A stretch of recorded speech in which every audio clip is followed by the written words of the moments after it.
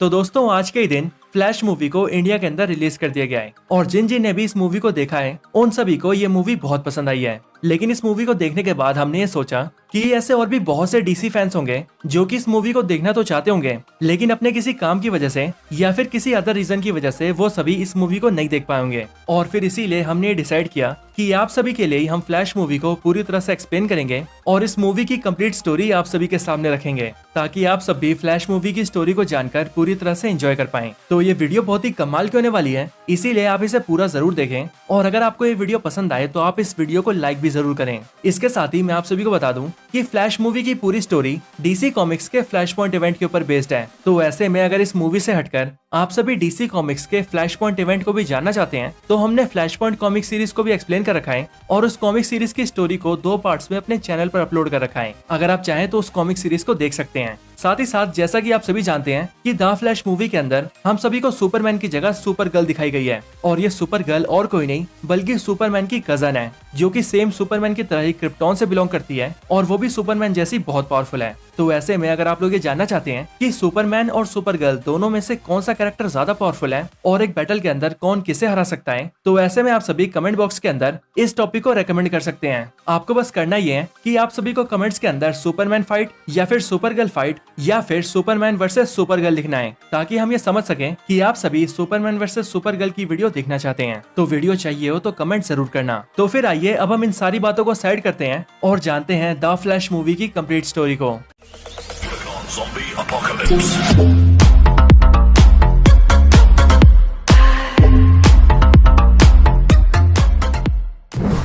तो मूवी के स्टार्ट होते ही हम सभी बैरी को देखते हैं जो कि अपने ऑफिस जाने के लिए तैयार होकर सीधा पास के ही एक बेकरी शॉप में जाता है और वहां जाकर अपने लिए एक सैंडविच का ऑर्डर देता है। और अब जैसा कि आप सभी ये जानते हैं कि क्योंकि बैरी के पास सुपर स्पीड की पावर्स हैं, इसीलिए वो जब भी तेज भागता है तब उसकी बॉडी के अंदर से बहुत सारी कैलोरीज बर्न होती है और इसीलिए उसे बहुत जल्दी जल्दी भूख भी लगती है जिस वजह से वो जल्दी जल्दी खाता भी रहता है। इस बेकरी शॉप में आकर बैरी अपने सैंडविच का ऑर्डर देता है और उसे रिसीव करने के लिए खड़ा होता है। लेकिन फिर तभी बैरी को एल्फ्रेड का कॉल आता है जो कि बैरी को बताता है कि गौथम शहर के अंदर एक काफी बड़ी रॉबरी हो गई है और एक चोर ने काफी खतरनाक चीज को चुरा लिया है। और वैसे तो उस चोर को पकड़ने के लिए बैटमैन गया है लेकिन उसे पकड़ने में बैटमैन को बैरी की जरूरत है। लेकिन एल्फ्रेड की ये बात सुनकर बैरी उससे कहता है कि अभी वो अपने ऑफिस जा रहा है और इसीलिए एल्फ्रेड को अभी जस्टिस लीग के बाकी मेंबर्स की हेल्प मांगनी होगी क्योंकि वो अपने ऑफिस के लिए पहले ही लेट हो चुका है। लेकिन ये सुनने के बाद एल्फ्रेड बैरी को बताता है कि जस्टिस लीग के सारे मेंबर्स अभी बहुत बिजी हैं और इसीलिए बैटमैन चाहता है कि फ्लैश जल्दी से वहां पर आए।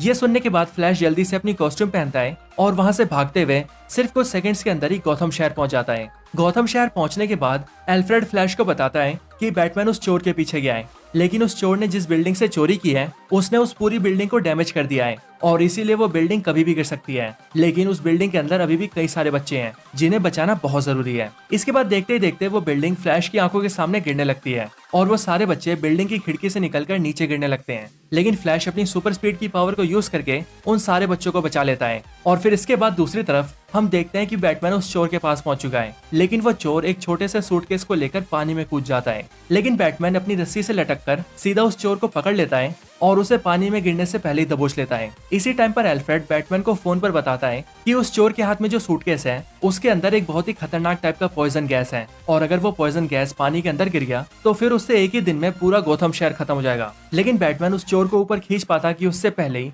बैटमैन की उस रस्सी का सिस्टम खराब हो जाता है और बैटमैन के बटन दबाने पर वो रस्सी उन्हें ऊपर नहीं खींचती। लेकिन देखते देखते बैटमैन के हाथों से उस चोर का हाथ फिसल रहा होता है लेकिन वो चोर पानी में गिरता कि उससे पहले ही वहाँ पर वंडर वुमन आ जाती है और वो अपने ट्रूथ ऑफ लव्स की हेल्प से उन दोनों को ऊपर खींच लेती है। जिसके ठीक बाद ही वहाँ पर फ्लैश भी आता है और फिर वंडर वुमन वहाँ पर बैटमैन और फ्लैश से मिलकर वहाँ से चली जाती है। ये सब होने के बाद बैरी जल्दी से उस बेकरी शॉप में जाता है और वहाँ जाकर अपना सैंडविच लेकर उसे खाते खाते सीधा अपने ऑफिस जाता है। पर ऑफिस जाने के बाद बैरी को बहुत डांट पड़ती है क्योंकि वो बहुत लेट ऑफिस आया होता है। लेकिन फिर जब बैरी अपने ऑफिस का काम खत्म करके अपने ऑफिस से बाहर निकलता है तभी उसके ऑफिस के बाहर उसकी मुलाकात अपनी पुरानी दोस्त से होती है जो कि काफी पहले उसके साथ कॉलेज में पढ़ा करती थी। बैरी की इस दोस्त का नाम आयरिस होता है जो कि जर्नलिज्म की पढ़ाई कर रही होती है और इसीलिए जब वो बैरी से मिलती है तब वो बैरी को बताती है कि अपने जर्नलिज्म के काम के अंदर वो बैरी के डैड के केस पर काम कर रही है और उसके केस को ऑब्जर्व कर रही है। यहीं पर वो बैरी से कहती है कि मुझे इस बात का बहुत दुख है बैरी कि तुम्हारे फादर ने तुम्हारी मॉम का मर्डर कर दिया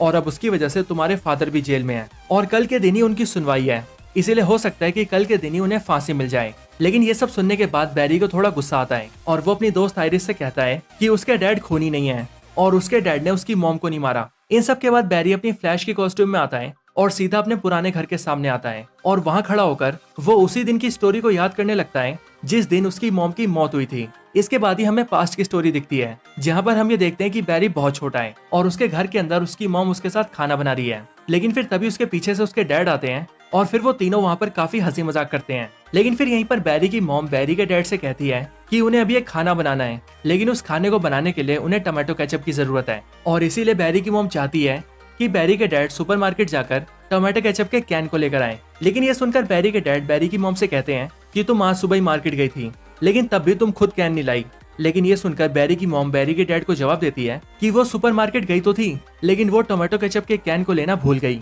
और फिर इसीलिए बैरी के डैड टमाटो केचप को लेने के लिए सुपरमार्केट जाते हैं और बैरी अपने रूम में चला जाता है। लेकिन फिर तभी कुछ टाइम बाद ही बैरी की मॉम की चिल्लाने की आवाज आती है और इसीलिए उस आवाज को सुनकर बैरी जल्दी से नीचे आता है। लेकिन इसी टाइम पर बैरी के डैड भी घर आ चुके थे और क्योंकि उन्होंने भी चिल्लाने की आवाज सुनी थी इसीलिए वो भी जल्दी से बैरी की मॉम के पास जाते हैं। लेकिन बैरी और बैरी के फादर बैरी की मॉम के पास जाते ही वो ये देखते हैं कि उसकी मॉम को किसी ने चाकू मार दिया है और इसीलिए बैरी की मॉम बैरी और बैरी के डैड के सामने ही मर जाती है। इसके बाद ही कहानी प्रेजेंट में आती है जहाँ पर हम देखते हैं कि फ्लैश को इस बात का बहुत गिल्ट है और वो खुद में ये सोच रहा होता है कि काश ये सब ना हुआ होता, काश कुछ ऐसा होता कि जिसकी वजह से उसकी मॉम की मौत ना होती और ना ही उसके डैड जेल में होते। इन सारी बातों को याद करते हुए बैरी वहाँ पर भागने लगता है। बैरी भागता है, जोर से भागता है, बहुत जोर से भागता है और फिर बैरी इतनी जोर से भागता है कि वो स्पीड ऑफ लाइट को ही ब्रेक कर देता है। और फिर इसके बाद ही बैरी को ये पता लगता है कि वो टाइम में ट्रेवल कर रहा है, क्योंकि स्पीड ऑफ लाइट को ब्रेक करते ही बैरी टाइम के एक ऐसे पॉइंट पर आ जाता है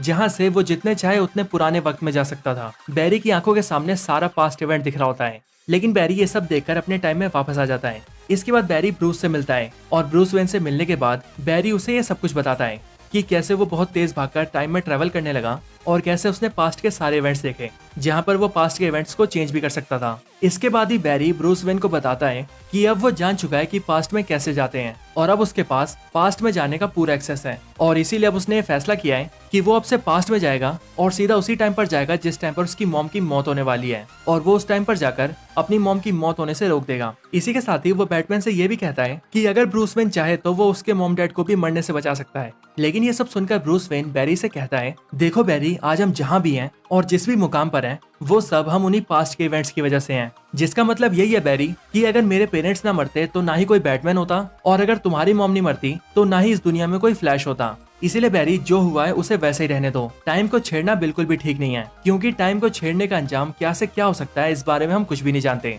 इसके बाद ये सब बोलने के बाद ब्रूस वेन वहाँ से चला जाता है। लेकिन फिर इसके ठीक बाद बैरी की मुलाकात उसकी दोस्त आयरिस से होती है। बैरी आयरिस को लेकर अपने घर आता है, जहाँ पर आयरिस उससे कहती है कि दिन में उसने जो भी बैरी से कहा, अगर उसकी किसी बात को लेकर बैरी को गुस्सा आया है या बैरी उसकी बात से दुखी है तो वो उसके लिए बैरी से माफी मांगती है। और इसके आगे आयरिस बोलती है कि वो जानना चाहती है कि उस दिन उसकी मॉम के साथ क्या क्या हुआ था। अब यहीं पर स्टोरी को रोकते हुए मैं आप सभी को बताना चाहूंगा कि यहीं पर डीसी मूवीज ने हम इंडियंस को एक बहुत बड़ा ट्रिब्यूट दिया है और वो कैसे, ये मैं आप सभी को अभी समझा देता हूँ। असल में बैरी के जिस रूम के अंदर बैरी और आयरिस बात कर रहे होते हैं उसी रूम के अंदर हनुमान जी के 2 पोस्टर्स होते हैं जिन्हें बैरी ने अपने वॉल्स पर लगाया होता है और इसीलिए ये सीन देखकर सभी इंडियंस को बहुत खुशी होती है कि एक इंडियन गॉड को डीसी मूवीज ने इतना ज्यादा सम्मान दिया है और इसके लिए सभी इंडियंस की तरफ से डीसी मूवीज का बहुत बहुत शुक्रिया। तो अब कहानी में वापस आते हैं। यहाँ पर आयरिस बैरी से पूछती है कि जिस दिन उसकी मॉम का खून हुआ उस दिन और क्या क्या हुआ था और फिर इसीलिए बैरी आयरिस को सब कुछ बताता है और जो उस रात को हुआ था वो सारे इवेंट्स वो आयरिस को बताता है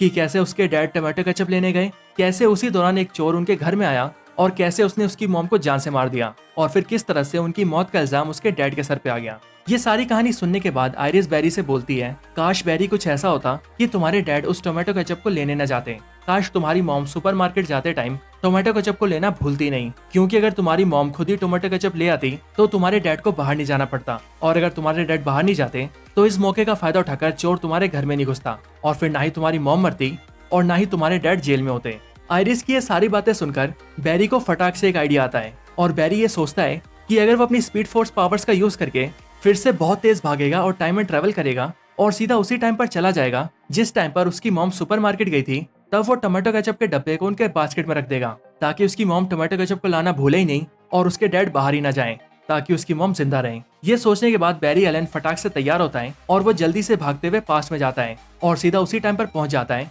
जिस टाइम पर उसकी मॉम सुपरमार्केट में होती है। और फिर उसी टाइम पर वो अपनी सुपर स्पीड यूज करके टोमेटो केचप के कैन को अपनी मॉम के बास्केट में डाल देता है। और फिर ये करने के बाद बैरी अपने टाइम में वापस आ रहा होता है। लेकिन जब बैरी अपने टाइम में वापस आ रहा होता है तभी एक पॉइंट ऑफ टाइम के अंदर एक मिस्टीरियस और अनजान सा आदमी बैरी को एक जोरदार धक्का देता है, जिस वजह से बैरी टाइम के फ्लो से बाहर गिर जाता है। और फिर वो सीधा अपनी दुनिया के एक ऐसे टाइम में पहुंच जाता है जिस टाइम पर बैरी एलन 18 साल का होता है। इस टाइम पर आने के बाद बैरी सीधा अपने घर जाता है और वहां पहुंचते ही वो अपनी मॉम और डैड को देखता है। उन दोनों को देखते ही बैरी को बहुत खुशी होती है और वो ये सोचता है कि आखिरकार उसने अपनी मॉम की जान बचाई ली। इसके बाद वो अपने मॉम डैड से मिलता है और फिर वो उनके साथ खाना भी खाता है और काफी देर बातें भी करता है। लेकिन फिर तभी बैरी शीशे के बाहर ये देखता है कि उस टाइम का बैरी यानी कि 18 साल का बैरी अपने घर आ रहा है। अब यहाँ पर दो बैरीज को देखकर आपको कंफ्यूजन ना हो, इसीलिए हम अपने टाइम के बैरी को बैरी कहेंगे और जो बैरी इस टाइमलाइन से बिलोंग करता है यानी कि 18 साल का बैरी, उस बैरी को हम छोटा बैरी कहेंगे क्योंकि 18 साल का ये बैरी अभी सिर्फ कॉलेज में है। छोटे बैरी से मिलने के बाद बैरी उसे साइड में ले जाता है और चुप रहने के लिए कहता है। लेकिन छोटा बैरी अपने जैसे आदमी को देखकर बहुत ज्यादा चौंक जाता है और बैरी को देखकर उसे कुछ भी समझ नहीं आता। लेकिन फिर तभी बैरी छोटे बैरी को लेकर अपने रूम में जाता है और फिर वो उसे सारी कहानी समझाता है। लेकिन बैरी छोटे बैरी को ये नहीं बताता कि उसके टाइम में उसकी मॉम मर चुकी थी और वो इसीलिए अपनी मॉम को बचाने आया था। पर छोटा बैरी से कई बार पूछता है कि आखिरकार उसका फ्यूचर विजन टाइम में पीछे क्यों आया है। और फिर कई बार पूछे जाने के बाद बैरी उसे ये बोलता है कि वो टाइम में क्यों पीछे आया ये वो उसे नहीं बता सकता। और वो इसीलिए क्योंकि अगर उसने छोटे बैरी को ये बता दिया कि वो टाइम में क्यों पीछे आया है तो इससे टाइम और स्पेस में बहुत सारी गड़बड़ियां हो सकती है। इसके बाद बैरी छोटे बैरी से उसका हालचाल पूछता है और वो उससे पूछता है कि उसकी लाइफ के अंदर क्या क्या चल रहा है। और जब छोटा बैरी उसे सब कुछ बताता है तब बैरी को ये पता लगता है कि उसकी मॉम के जिंदा रहने की वजह से बैरी के अंदर काफी चेंजेस आ चुके हैं। वो बहुत ज्यादा मजाकिया बन चुका है, कॉलेज में काफी पॉपुलर हो चुका है और जिस लड़की के ऊपर बैरी का अपने कॉलेज टाइम में क्रश था, छोटा बैरी उसके साथ भी दोस्ती कर चुका है। लेकिन फिर बातचीत के दौरान ही बैरी का ध्यान बाहर जाता है और वो ये देखता है कि बाहर का मौसम बहुत खराब है और हर तरफ बिजली कड़क रही है। ये देखते ही बैरी छोटे बैरी से टाइम और डेट पूछता है और फिर जैसे ही छोटा बैरी को टाइम और डेट बताता है वैसे ही बैरी छोटे बैरी से कहता है कि ये वही दिन है जिस दिन मुझे पावर्स मिली थी यानी कि 29 सितंबर, और इसीलिए मुझे किसी भी हालत में तुम्हें भी पावर्स दिलवानी होंगी क्योंकि अगर तुम्हें पावर्स नहीं मिली तो इसका मतलब ये होगा कि पास्ट में मुझे कभी पावर्स मिली नहीं है और अगर मुझे पास्ट में कभी पावर्स मिलेंगी नहीं तो इस प्रेजेंट टाइम में मेरे पास पावर्स रहेंगी कैसे। जिसका सिंपल मतलब यही होगा कि अगर तुम्हें पावर्स नहीं मिली तो मैं अपनी पावर्स भी खो दूंगा और अगर ऐसा हुआ तो मैं अपने टाइम में वापस नहीं जा पाऊंगा और इसीलिए छोटे बैरी तुम्हारा पावर्स को हासिल करना बहुत जरूरी है। इसके बाद ही बैरी छोटे बैरी को लेकर सीधा लैब के अंदर जाता है, ठीक उसी रिसर्च सेंटर के अंदर जिस सेंटर के लैब के अंदर बैरी को उसकी पावर्स मिली थी। इसके बाद ही बैरी छोटे बैरी के लिए सब कुछ सेटअप कर देता है और वो खिड़की के दरवाजे खोल देता है ताकि बिजली सीधा कड़कते हुए बैरी के सामने रखे केमिकल्स पर पड़े और फिर वो बिजली केमिकल्स के साथ मिक्स होकर बैरी की बॉडी में जाए ताकि बैरी को सुपर स्पीड की पावर्स मिले। लेकिन जैसे ही छोटे बैरी को ये पता लगता है कि उसे बिजली का झटका लगने वाला है वैसे ही वो इधर उधर भागने लगता है और फिर इसीलिए बैरी उसे शांति से बिठाता है और वो उसे समझाता है कि उसे कुछ नहीं होने वाला। लेकिन फिर उसी टाइम पर बिजली कड़कती है और एक बिजली का जोरदार झटका उनकी लैब के अंदर आ जाता है और सीधा छोटे बैरी को जाकर लगता है। लेकिन क्योंकि इस टाइम पर अपना बैरी छोटे बैरी के सामने खड़ा होता है इसीलिए वो बिजली का झटका बैरी की बॉडी से होते हुए पास होता है और फिर इसका रिजल्ट ये निकलता है कि छोटे बैरी को तो स्पीड फोर्स की पावर्स मिल जाती है और वो फ्लैश बन जाता है। लेकिन जो बड़ा बैरी होता है वो अपनी सारी पावर्स खो देता है और वो एक नॉर्मल सा इंसान बन जाता है।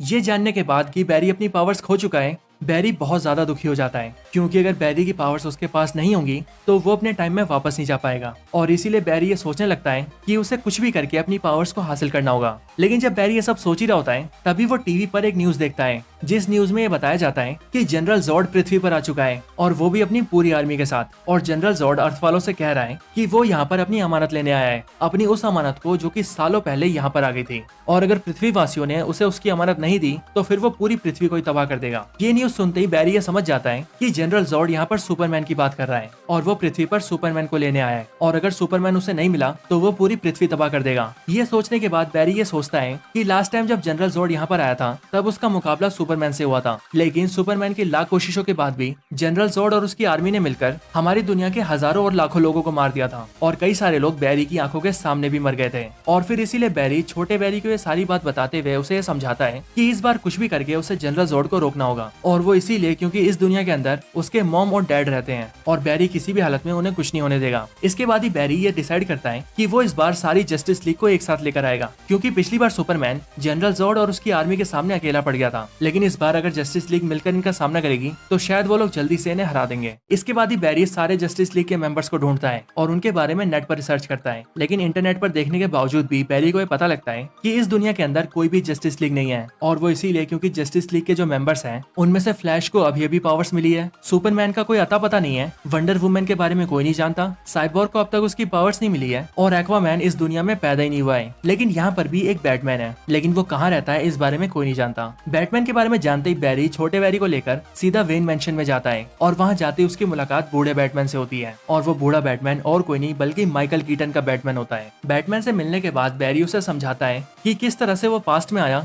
और किस तरह से उसने अपनी मॉम को मरने से बचाया, लेकिन उसके ये सब करने की वजह से पता नहीं क्यों पूरी दुनिया में बहुत कुछ बदल गया है। लेकिन फिर जैसे ही बैटमैन बैरी की ये सारी बातें सुनता है तब उसके बाद वो बैरी को समझाता है कि देखो बैरी, टाइम कभी भी एक तरफ से काम नहीं करता। तुमने ये सोचा होगा कि तुम जिस इवेंट को चेंज करोगे उसके आगे के आने वाले सारे इवेंट्स चेंज हो जाएंगे, और ये बात सच तो है लेकिन आधी सच है। और वो इसीलिए बैरी क्योंकि जब भी टाइम का कोई इवेंट चेंज होता है तब उसकी वजह से ना सिर्फ उसके आगे के इवेंट्स चेंज होते हैं, उसके पहले के इवेंट्स भी चेंज हो जाते हैं। यानी कि टाइम के एक इवेंट को चेंज करने का मतलब है उसके पास्ट और प्रेजेंट दोनों में चेंज होना। और इसीलिए जैसे तुमने टाइम में पीछे आकर अपनी मॉम के मरने वाले इवेंट को चेंज किया, वैसे ही उसकी वजह से ना सिर्फ उसके आगे के इवेंट्स चेंज हुए बल्कि उसके पहले के इवेंट्स भी चेंज हो गए। लेकिन फिर इसके बाद ही बैरी बैटमैन से कहता है कि जनरल जॉर्ड पृथ्वी पर आ चुका है और अगर उसे सुपरमैन नहीं मिला तो वो पूरी दुनिया को बर्बाद कर देगा और इसीलिए उसे कुछ भी करके सुपरमैन को ढूंढना ही होगा। इसके बाद बैटमैन बैरी से प्रॉमिस करता है कि वो सुपरमैन को ढूंढने में उसकी मदद करेगा। इसके बाद ही बैटमैन अपने डेटा को चेक करता है और ये पता लगा लेता है कि सालों पहले पृथ्वी के ऊपर एक अनजान मीटेओराइड आकर गिरा था, लेकिन उसके अंदर से एक एलियन बच्चा निकला था जिसे साइबेरिया में रहने वाले एक गैंगस्टर टीम ने उठा लिया था और तब से लेकर अब तक उस क्रिमिनल गैंग के पास ही वो बच्चा है।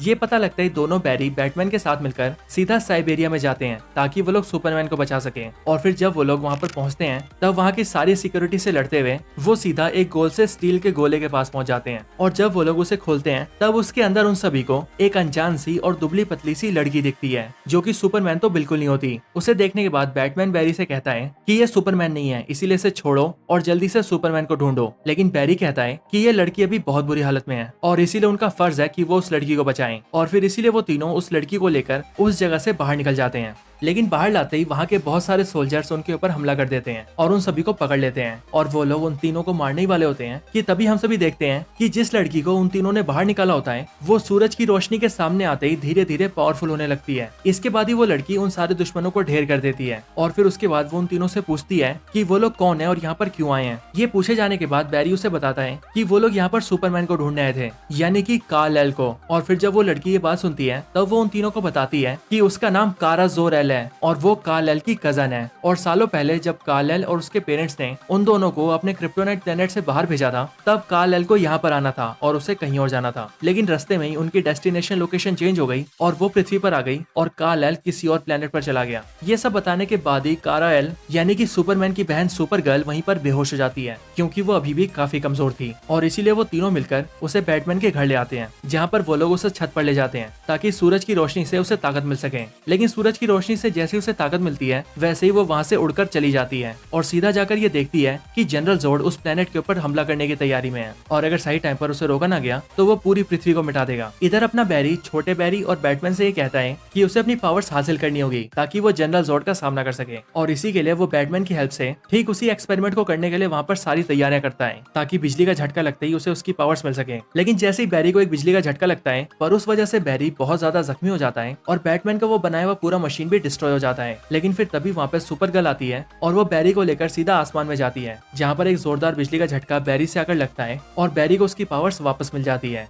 इसके बाद ही सुपर गर्ल बैरी को नीचे लाती है और वहाँ पर वो सभी से कहती है कि जनरल जोर्ड पूरी पृथ्वी को तबाह करने आया है और इसीलिए अब से वो भी उनका साथ देगी और जनरल जोर्ड से लड़ने में उनकी मदद करेगी। इसके बाद ही वो चारों मिलकर ये प्लान बनाते हैं कि कारा जोर-एल यानी कि सुपर गर्ल जनरल जोर्ड से लड़ेगी और टीम के बाकी 3 मेंबर्स जनरल जोर्ड की आर्मी को रोकेंगे। इसके बाद ही जनरल जोर्ड पृथ्वी के ऊपर हमला करना स्टार्ट कर देता है और वो धीरे धीरे करके पृथ्वी के हिस्सों को तबाह करने लगता है। ये देखकर फ्लैश और उसकी पूरी टीम उसे रोकने जाते हैं जिनमें सुपर गर्ल जनरल जोर्ड से लड़ती है और टीम के बाकी 3 मेंबर्स यानी कि फ्लैश, छोटा फ्लैश और बैटमैन तीनों मिलकर जनरल जोड की आर्मी से लड़ते हैं। लेकिन इसी फाइट में लड़ते लड़ते जनरल जोड सुपर गर्ल को जान से मार देता है और बैटमैन भी लड़ाई के अंदर मारा जाता है। लेकिन जैसे ही दोनों बैरी ये देखते हैं कि सुपर गर्ल और बैटमैन मर चुके हैं, वैसे ही वो ये समझ ही नहीं पाते कि अब आगे उन्हें क्या करना है। और फिर इसीलिए दोनों बैरी ये डिसाइड करते हैं कि वो फिर से टाइम में पीछे जाएंगे और बैटमैन और सुपर गर्ल को मरने से बचा लेंगे। और फिर ये दोनों बैरी ऐसा ही करते हैं, वो टाइम में पीछे जाते हैं और बैटमैन और सुपर गर्ल के मरने वाले इवेंट को चेंज कर देते हैं। लेकिन तब भी वो दोनों देखते हैं कि बैटमैन और सुपर गर्ल फिर से मर चुके हैं और उन दोनों के दूसरी बार मरते ही बैरी ये समझ जाता है कि उन दोनों का मरना किस्मत में लिखा है और ये एक ऐसा इवेंट है जिसे चाह कर भी बदला नहीं जा सकता। लेकिन छोटा बैरी फिर से पास्ट में जाने की बात करता है और इसीलिए वो फिर से बैरी को लेकर भागने लगता है। और फिर वो दोनों बैरी टाइम फ्लो के उसी पॉइंट पर पहुंच जाते हैं जहां पहुंचकर वो लोग टाइम में चेंजेस करते हैं। और फिर यहाँ आने के बाद छोटा बैरी बार बार ये कोशिश करता है और बैटमैन और सुपर गर्ल को बचाने का ट्राई करता है। लेकिन वो ये देखता है कि हर बार उन दोनों की मौत हो रही है और फिर इसीलिए बैरी छोटे बैरी को ये समझाता है कि तुम्हारा कोशिश करना बेकार है, क्योंकि मरना इन दोनों की किस्मत में लिखा है और हम दोनों लाख कोशिशों के बाद भी इस चीज को नहीं बदल सकते। छोटे बैरी, मैं ये समझ ही नहीं पा रहा था। मैं सोच रहा था कि मैं सब कुछ ठीक कर दूंगा, लेकिन मैं ये भूल गया था कि अपनी किस्मत को कोई नहीं बदल सकता। डेस्टिनी में जो लिखा है वो होकर ही रहेगा।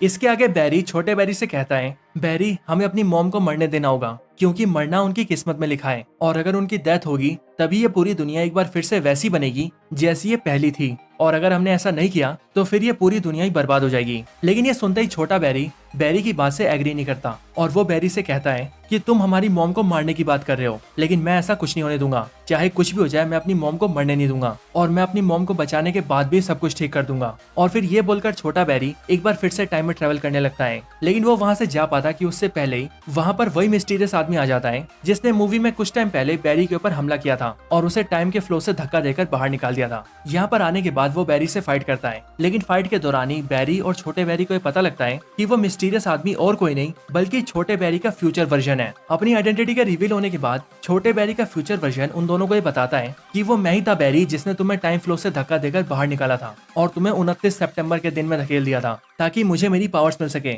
और तुम मुझे मेरी पावर्स दिलवाओ, समझे बैरी? और हाँ, अभी जो ये छोटा बैरी तुम्हारे सामने कर रहा है, मैं इसी का फ्यूचर वर्जन हूँ और तुम ये जानते भी नहीं हो कि मेरी उम्र कितनी ज्यादा है। मैं अनगिनत सालों से इसी टाइम फ्लो में घूम रहा हूँ और बार बार सब कुछ चेंज करने की कोशिश कर रहा हूँ और यहाँ पर तुम छोटे बैरी को रोकने की कोशिश कर रहे हो। लेकिन अगर तुमने छोटे बैरी को रोक दिया तो इससे ना ही छोटा बैरी टाइम को ठीक करने की कोशिश कर पाएगा और फिर ना ही उससे मेरा क्रिएशन होगा, और इसीलिए बैरी तुम हमारे रास्ते में ना हो, इसीलिए मैं तुम्हें खत्म कर दूंगा। और फिर ये बोलने के बाद ही छोटे बैरी का फ्यूचर वर्जन बैरी को मारने के लिए आता है और एक हथियार से बैरी के ऊपर वार करता है। लेकिन उसी टाइम पर छोटा बैरी के सामने आ जाता है, जिस वजह से वो हथियार छोटे बैरी को लग जाता है और छोटे बैरी की जान चली जाती है। और क्योंकि छोटा बैरी मर जाता है, इसीलिए वो अनजान आदमी जो कि छोटे बैरी का फ्यूचर वर्जन था वो भी खत्म हो जाता है। अब इनके साथ ही यहीं पर जो इवेंट्स हो रहे हैं मैं आपको वो भी बता देता हूँ। असल में यहीं पर जब छोटा बैरी बार बार टाइम को चेंज करने की कोशिश कर रहा था, तब उसी की वजह से टाइम फ्लो पूरी तरह से बिगड़ चुका था, जिस वजह से यहीं पर हमें बहुत सारे यूनिवर्सेस दिखाए गए थे और ये सारे यूनिवर्सेस उन्हीं सुपरमैन्स के थे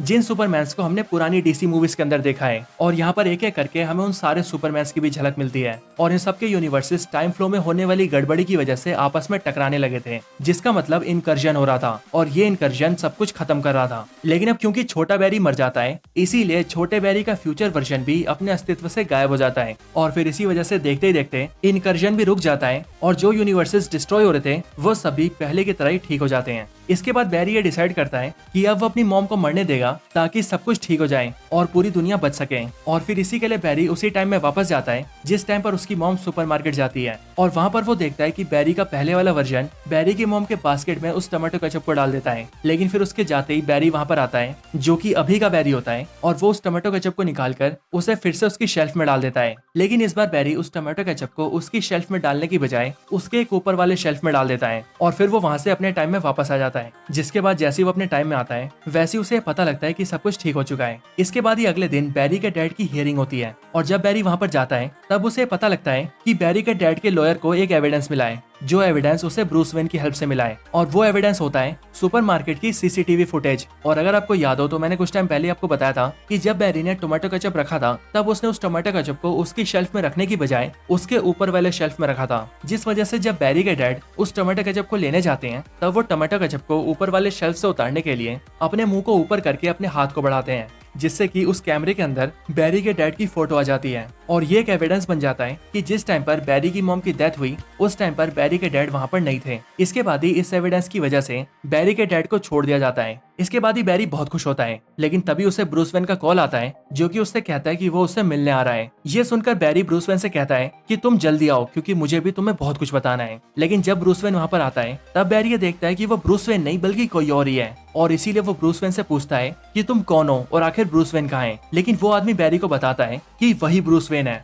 और आखिर बैरी को हो क्या गया है, वो उसे पहचान क्यों नहीं रहा है। और फिर यहीं पर हमें पता लगता है कि बैरी अपने एग्जैक्ट टाइम में वापस नहीं आया, और ऐसा इसीलिए हुआ है क्योंकि बैरी ने टमाटो केचप को उसके शेल्फ में रखने की बजाय उसके एक शेल्फ ऊपर रखा था, जिस वजह से डेस्टिनी फिर से चेंज हुई। और जहाँ डेस्टिनी के अकॉर्डिंग बैरी की मॉम के मरने के बाद बैरी के डैड को जेल जाना था और शायद से उन्हें फांसी भी होनी थी, वो इवेंट अब चेंज हो चुका है। और क्योंकि मैंने आप सभी को पहले ही बताया था कि इवेंट के चेंज होने की वजह से न सिर्फ फ्यूचर बदलता है बल्कि पास्ट भी चेंज हो जाता है, और इसीलिए यही एक रीजन है कि क्यों यहाँ पर जो बैटमैन है वो पहले के बैटमैन से बिल्कुल ही अलग है। और फिर इसके साथ ही ये पूरी मूवी यहीं पर एंड हो जाती है। अब मूवी के खत्म होने के बाद मूवी के अंदर एक पोस्ट क्रेडिट सीन भी आता है, जिस सीन के अंदर हम ये देखते हैं कि बैरी एलन सीधा जाकर एक्वामैन से मिलता है, और वहाँ जाकर वो ये देखता है कि इस टाइमलाइन के अंदर जो एक्वामैन है वो बिल्कुल वैसे ही एक्वामैन है जो कि उसके खुद के टाइमलाइन के अंदर था। और इसीलिए वो यहाँ पर एक्वामैन से मिलकर उसे समझाता है कि चाहे कोई भी टाइमलाइन क्यों ना हो, उन सभी टाइमलाइंस के अंदर एक्वामैन सिर्फ वही रहेगा। और फिर इसके बाद ही ये पोस्ट क्रेडिट सीन भी यहीं पर एंड हो जाता है। अब अगर आप सभी ये सोच रहे हैं कि इस पोस्ट क्रेडिट सीन के अंदर हमें क्या दिखाया गया है, तो इसे समझाते हुए मैं आप सभी को बता दूं